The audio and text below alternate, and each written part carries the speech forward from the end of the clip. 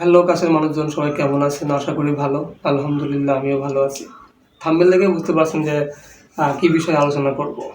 পুরুষ মানুষের যে জীবন, পুরুষের যে শখ, শান্তি, পুরুষের সংসার, পুরুষের ব্যক্তিগত জীবন, ব্যক্তিগত শখ, চাহিদা এগুলা নিয়ে আজকে আলোচনা করছি। যারা আমার মতো মধ্যবিত্ত ঘরের বা নিম্নবিত্ত ঘরের যারা পুরুষ আছেন তারা হয়তো আমার এই কথাগুলো বুঝবেন এবং প্লিজ সবার উদ্দেশ্যে বলব যে আ ভিডিওটা অবশ্যই শেষ পর্যন্ত দেখবেন। যদি আপনার জীবনের সঙ্গে মিলে যায় তাহলে অবশ্যই কমেন্ট করে আমাকে জানাবেন। এখন কথা হচ্ছে যে একজন পুরুষ, একজন মধ্যবিত্ত ঘরের পুরুষ হতে পারে বা একজন নিম্নবিত্ত ঘরের পুরুষ হতে পারে বা আমার মতো যারা নিম্ন আয়ের পুরুষ যারা আছেন তারা হয়তো জানেন যে এই বর্তমান সময়ে আসলে সংসার চালানোটা কতটা টাফ ব্যাপার হয়ে দাঁড়ায়। বিশেষ করে যারা ছোট চাকরি করেন তারা জানেন যে 20 তারিখের পরে মানিব্যাগের অবস্থা কেমন থাকে। সেখানে পরিবারের সবার সাথে সবাইকে নিয়ে চলাটা আসলে কতটা ডিফিকাল্ট এখনকার সময়ে। এটা আপনারা বোঝেন যারা ছোট, ছোট চাকরি যারা করেন আমার মতো তারা অল্প সামান্য কিছু টাকা যারা স্যালারি পান। তো তাদেরকে উদ্দেশ্য করে শুধু আমি একটা কথাই বলতে চাই যে ভাই আমার এবং আপনার জীবনের আসলে কি কোনো ভবিষ্যৎ আছে? আপনি কি সেই ভবিষ্যৎ দেখতে পান? এই যে আজকে মাসের 21 তারিখ। আমি যখন ভিডিওটা পাবলিশ করি তখন মাসের আজকে 21 তারিখ। এই 21 তারিখ দাঁড়িয়ে আপনি 18, 20,000, 22,000 বা 25,000 টাকা বেতন পান সাপোজ। আপনার পকেটে কত টাকা আছে? বাকি 1 সপ্তাহে আপনি চলতে পারবেন? খুব মানে বিগত দিন যেভাবে চলেছেন এভাবে কি চলতে পারবেন? সম্ভব? এবং এই মুহূর্তে আপনার মানিব্যাগে কত টাকা আছে অবশ্যই আমাকে কমেন্ট করে জানাবেন। আমার তো মানিব্যাগে মাত্র 10 টাকা পড়ে আছে। মাসের এখনো 10 দিন বাকি। আল্লাহই জানে আমি কীভাবে চলব। তো এই যে আমাদের একটা সাধারণ একটা আয়, এই যে একটা সাধারণ একটা ইনকাম, এই ইনকাম দিয়ে আসলে বর্তমান চলাটা অনেক টাফ। যে ধরনের দ্রব্যমূল্যের দাম ঊর্ধ্বগতি, সব কিছুর দাম বৃদ্ধি পায় শুধুমাত্র আমাদের ওই ইনকামটা ছাড়া। এটা দিয়ে আমাদের নিজেদের চলতে হয়, বউ বাচ্চা আছে, বাবা মা আছে, যদি ছোটো ভাই বোন থাকে তাদেরকেও দিতে হবে। আসলে সবাই জানে, পরিবারের লোক সবাই জানে, আত্মীয় স্বজন যারা আগে সবাই তো জানে যে ছেলে চাকরি করে, মাশাল্লাহ মাসে বেতন পায়। বাট ছেলে চাকরি করে যে কত টাকা বেতন পায় এটা কিন্তু কেউ জানে না বা আমরা জানাইও না, কারণ আমরা খুব সামান্য পরিমাণে বেতনে চাকরি করি, যেটা বললে আসলে কেউ বিশ্বাস করবে না। তো সবাই দিন শেষে সবাই মুখিয়ে থাকে যে হয়তো বা ছেলে এই মাসে অনেকগুলো টাকা পাঠাবে, টাকা পাঠালে এটা করবো ওটা করবো হ্যান ত্যান।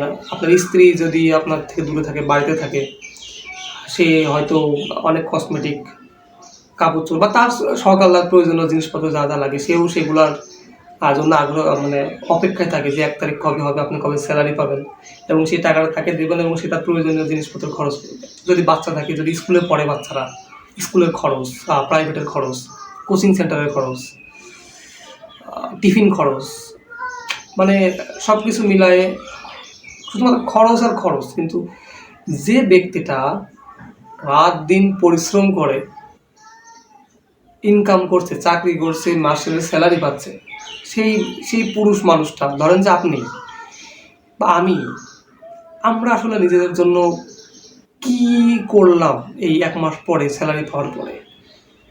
জাস্ট পেটে 2টা খাওয়াই তো। আচ্ছা আমাকে একটা কথা বলুন তো, লাস্ট কবে আপনি আপনার শখের কোনো জিনিস কিনতে পেরেছেন? সংসার হওয়ার পরে, আপনি পরিবারের দায়িত্ব কাঁধে নেওয়ার পরে আপনার লাস্ট কবে আপনি আপনার শখ পূরণ করেছেন আপনার মনে পড়বে? আচ্ছা ওই শখের আহ্লাদ করে বাদ দিলে আপনার নতুন শার্ট, ঈদ ব্যতীত, ঈদ ব্যতীত কি কোনো নতুন শার্ট লাস্ট কবে কিনছেন আপনি বলতে পারবেন? পারবেন না। কারণ আমি জানি, আমিও একজন পুরুষ, আমিও একজন ছোট্ট চাকরি করি, আমিও সামান্য স্যালারি পাই, কিন্তু আমারও এই আপনার মতো সেম পরিস্থিতি। শুধু আমার না, আমি মনে করি যারা নিম্ন আয়ের বা মধ্যবিত্ত পুরুষ মানুষ যারা আছে তাদের ফ্যামিলির সম্পূর্ণ দায়িত্ব যারা নিজের কাঁধে বহন করছে তারা এই একই সমস্যার সম্মুখীন হচ্ছে। কারণ বর্তমানে তো আমাদের যে পরিমাণ খরচটা দাঁড়াইছে সেই পরিমাণ আসলে ফিডব্যাক যে স্যালারি আসবে আমাদের সেটা নেই। তো এটা একটা মর্মান্তিক ঘটনা এখনকার সময় দাঁড়িয়ে। আমি মনে করি যে আমাদের খরচ যেভাবে বাড়ছে, ইনকামটা যদি সেভাবে বাড়তো তাহলে হয়তো বা আহ, মানুষের জীবন জীবিকার যে মান সেটা একটু সহজ হয়ে দাঁড়াতো। বাজারে কখনো দ্রব্যমূল্যের দাম আকাশচুম্বী, আবার কখনো একটু নিচে নামে, আবার কখনো আবার বেড়ে যায়। এই যে একটা অস্থিতিশীলতা, সবকিছু মিলায়ে যে এটা হযবরল অবস্থা এখন, বিশেষ করে যারা নিম্ন আয়ের মানুষ, খেটে খাওয়া মানুষ যারা আছেন তারা জানেন। ১ কিলো চাউলের দাম মিনিমাম ৫০ টাকা। একটা লোক কিভাবে এই সময় এসে একা ইনকাম করে তার পরিবারকে চালাবে?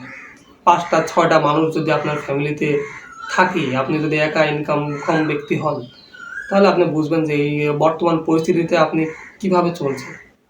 এবং আপনি একটা পার্সেন্টের মাইন্ডকে চিপাই। সেটা কীরকম? আপনি একটা চাকরি করেন, আপনি একটা সরকারি হোক বেসরকারি হোক চাকরি করেন। এখন আপনি একটা অভাবে পড়ে গেছেন, আপনারা বাসায় যে চাল নেই, বাজার নেই। এই কথাটা যদি আপনি কাউকে যে বলেন, সবাই আর কি মনে করবে জাস্ট ফান করতেছে। বাট আসলেই আপনি না খেয়ে আছেন, আপনার বাসায় খাওয়ার কোনো কিছু নেই। এই কথাটা মানুষ বিশ্বাস করতে চান, কারণ আপনি চাকরি করেন। ওই যে নামের সাথে একটা ট্যাগ লাগান, চাকরিজীবী অমুক। তো এই যে একটা মানুষের ধারণা যে যারা চাকরি করে অনেক টাকা বেতন পায়, অনেক টাকা তাদের কাছে সঞ্চিত আছে, তারা খুব ভালো খায় পরে, বিষয়টা এরকম না। আমি যে লাস্ট কবে একটা শার্ট কিনছি আমার মনে পড়ে না। এই যে এখন যে টি শার্টটা গায়ে দিয়েছে এটা আমার না, এটা আমার বাবার টি শার্ট, আমি তার থেকে নিয়ে পরছি আর কি। তো আমার শোচনীয় অবস্থা আমি নাই বলি, আমি যেটা রিয়েলাইজ করছি সেটাই আপনাদের সামনে শেয়ার করলাম যে বর্তমানে আসলে পুরুষ মানুষের যে একটা চলার কাঙ্ক্ষিত লক্ষ্য, যে পরিমাণ চাহিদা, শুধু পুরুষ মানুষের চাহিদার কথা যদি বলতে চাই তাহলে পুরুষের চাহিদার কোনো অভাব নেই, কিন্তু যেটা অভাব সেটা হচ্ছে বর্তমান অর্থের অভাব। আমাদের মতোই বয়সে যারা আছেন তারা হয়তো জানেন যে আমাদের এই বয়স হচ্ছে শখের বয়স, বাট অভাবটা কিন্তু অর্থের। আমরা অর্থের পিছনে দৌড়াচ্ছি, কিন্তু দৌড়িয়ে আসলে কোনো কুল কিনারা খুঁজে পাচ্ছি না, কারণ আমরা আগেই অনেকগুলো ভুল করে ফেলছি, আমাদের জীবনের সাথে অনেকগুলো জীবন জড়াই ফেলছি। তো তাদের ভবিষ্যতের কথা চিন্তা করতে গেলে বা তাদের দৈনন্দিন চিন্তা করতে গেলে কিন্তু আমাদের সেই শখ আহ্লাদ থেকে না চাইতে হলেও ফিরে আসতে হয়। তো এই যে পুরুষ মানুষের একটা স্যাক্রিফাইস, একটা ত্যাগ, এই ত্যাগটার মূল্য কি আদৌ আমরা পাচ্ছি আমাদের পরিবারের মেম্বারদের থেকে? বেশিরভাগ মানুষই পায় না, আবার বেশিরভাগ মানুষ পাচ্ছে। যারা পাচ্ছে তারা অনেক সৌভাগ্যবান, এবং যারা পাচ্ছে না তারা সত্যিই খুব অভাগা।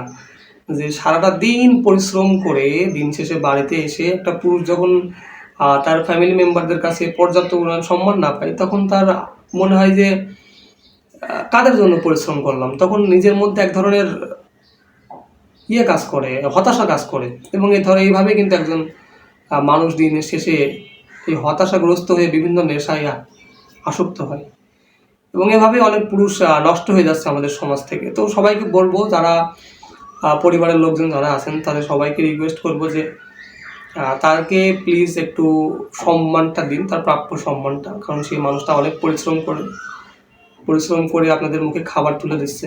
তো তাকে একটু রেসপেক্ট করাটা আসলে খুবই উচিত বা খুবই জরুরি, কারণ তাকে যদি আপনি একটু রেসপেক্ট করেন, তার কর্মক্ষমতার যে সক্ষমতা সেটা আরও বৃদ্ধি পাবে, তার মনোবল বৃদ্ধি পাবে।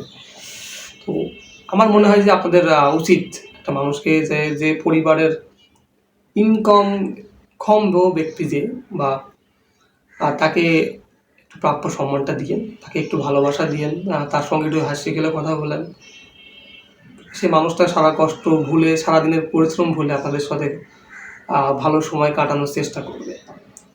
যারা আমার মতো যারা নিম্ন আয়ের মানুষ আছেন তারা শুধু এটাই চাই যে সারাদিন পরে পরিশ্রম করে যখন বাসায় আসি তখন ফ্যামিলির মানুষজন যাতে একটু অনার করে, একটু সম্মান দেখাই। তো এই ছিল আজকে আমাদের পুরুষের সংক্ষিপ্ত জীবনী বর্তমানে। তো দেখা হবে আর একটা কোনো ভিডিওতে, এবং আপনার আমার এই কথাগুলোর সাথে যদি আপনার জীবনের কোনো মিল থাকে অবশ্যই কমেন্ট করে জানাবেন, এবং মানিব্যাগের অবস্থা কেমন আছে এই 21 তারিখে এসে অবশ্যই জানাবেন। তো ভিডিওটি ভালো লাগলে অবশ্যই সামাজিক কাজে লেগে পড়ুন, সামাজিক কাজে লেগে থাকবেন সবাই, এবং চ্যানেলটি সাবস্ক্রাইব না করলে অবশ্যই সাবস্ক্রাইব করে পাশে থাকবেন। আল্লাহ হাফেজ সবাইকে, সবাই ভালো থাকবেন।